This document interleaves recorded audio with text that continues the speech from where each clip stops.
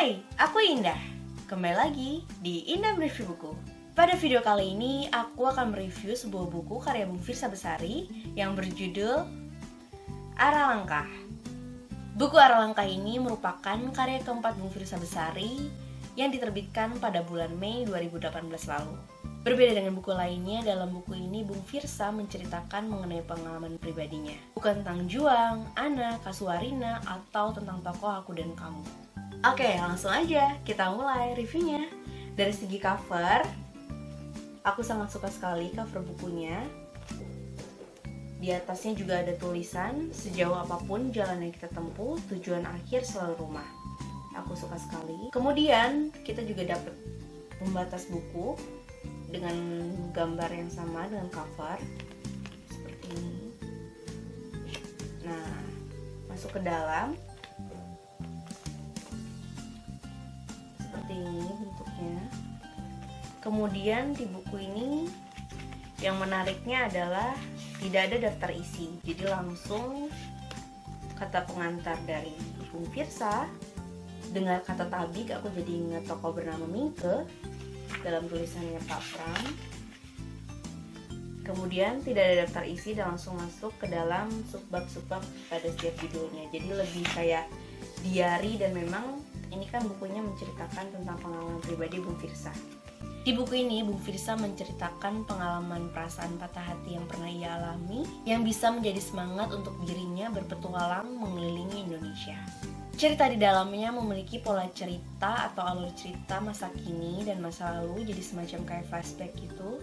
Dalam ceritanya Bung Firsa memulai perjalanan dari Sumatera, pulau bagian barat Indonesia.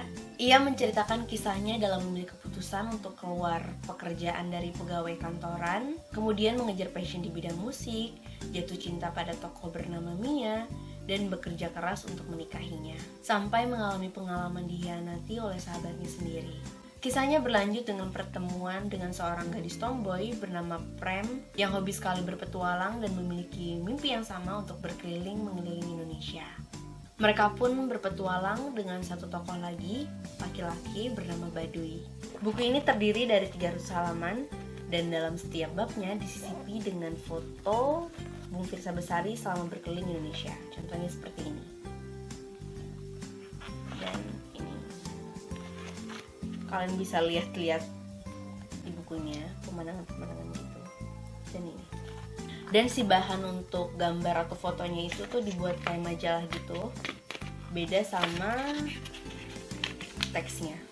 Oke, terdapat beberapa poin yang ingin aku sampaikan mengenai buku ini. Yang pertama, aku sangat suka sekali dengan monolog-monolog Bung Firsa Besari. Bagaimana ia menceritakan perasaan patah hatinya, rasa sakitnya, itu sangat tergambar. Dan memang benar bahwa pengalaman pahit bisa menjadi media untuk pembelajaran agar pribadi kita menjadi lebih kuat dan lebih baik lagi. Yang kedua, selain menggambarkan keindahan alam Indonesia, Bung Firsa menggambarkan keberagaman kebudayaan di Indonesia dengan masyarakat yang unik di setiap wilayahnya. Nah, tapi ada kurangnya nih menurutku dalam buku ini. Bung Firsa kurang menggambarkan secara detail tempat yang ia kunjungi, jadi kurang greget gambaran keindahan alam di setiap wilayahnya. Yang ketiga, banyak sekali value yang bisa diambil dalam buku ini. Yang pertama, mengenai persahabatan dan mencintai diri sendiri, tentang langkah pertama yang ternyata menentukan langkah-langkah berikutnya. Kemudian pesan untuk menjadi baik pada setiap orang yang kita ketemu secara langsung maupun tidak langsung, seperti di media sosial. Karena siapa yang tahu orang yang kita kenal sekilas itu ternyata akan menjadi berperan dalam kehidupan kita berikutnya. Yang keempat, kelebihan yang paling aku suka yaitu cerita dalam buku ini begitu jujur dan mengalir. Seperti saat Bung Firsa menggambarkan dirinya bahwa bisa berenang namun tidak selincah dengan kedua sahabatnya.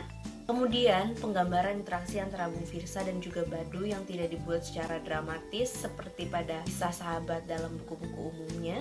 Di sini Bung Firsa menulis apa adanya, yang memang seperti itu hubungan keduanya.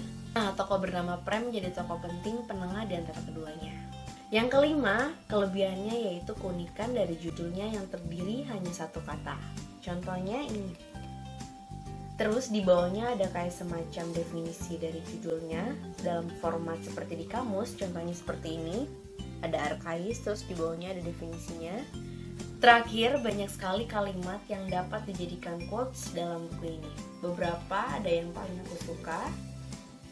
Kutipan yang pertama aku baca ini cocok banget buat orang yang suka naik gunung. Begini bunyinya. Aku pernah bertanya pada Prem, seperti apa rasanya berada di puncak gunung. Ia hanya menyuruhku untuk merasakannya sendiri. Ternyata, seperti inilah rasanya. Di ketinggian aku merasa kecil, aku merasa tidak menaklukkan gunung. Justru gununglah yang menaklukkan kesombonganku. Kutipan berikutnya seperti ini. Yang paling aku senangi dari petualangan adalah sejauh apapun jalan yang kita tempuh, tujuan akhir selalu rumah. Atau kutipan lainnya bunyinya seperti ini. Bukanlah kenangan terburuk yang akan membuat kita bersedih, tapi kenangan terindah yang takkan bisa terulang lagi. Gimana? Menarik bukan bukunya? So, untuk kalian yang sedang bersedih, patah hati, atau ingin sekali berpetualang, aku rasa buku ini cocok banget. Sekian Indah Bersyukur kali ini. Semoga videonya bermanfaat. Sampai bertemu di video selanjutnya.